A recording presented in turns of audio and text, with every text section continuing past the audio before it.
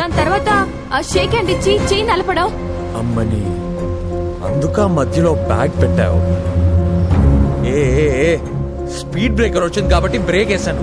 Exams అన్నావు కాబట్టి shake hand ఇచ్చాను. అది కూడా తప్పేనా? చేతులు నలపకుండా ఆల్ ది బెస్ట్ చెప్పలేవా? నీ క్యారెక్టర్ అంత. ఎప్పుడెప్పుడు ఛాన్స్ దొరుకుతుందో టచ్ చేద్దామని ఎదురు చూసా.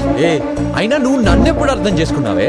నీ మీద కోపం వచ్చి నేను బాల్ తంతే శివ నీకెంత బలం శివ అంటావు. నీ కోసం ఫైట్ చేస్తే రోడ్ సైడ్ అంటావు. పెళ్లి టాపిక్ ఎత్తితే ఆర్డినరీ నా కొడుకు అంటావు. కానీ నీ ఊహల్లో ఉన్నాడు మాత్రం నీకు రాజకుమారుడు. వాడు ఎలా ఉంటాడని అడిగావనుకో అని ఒక ఎక్స్ప్రెషన్ ఇస్తావు. డైలాగ్ లేదు, ఎక్స్ప్రెషన్ తప్ప. అసలు క్లారిటీ లేదే నీకు.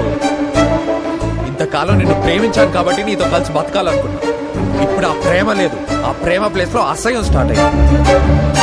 ఎంతసేపు నేనే తిరిగి, నేనే సేవలు చేసి, నేనే ఓదార్చి, నేనే బతిమాలి, నేనే మురిచిపోయి, నేనే నలిగిపోయి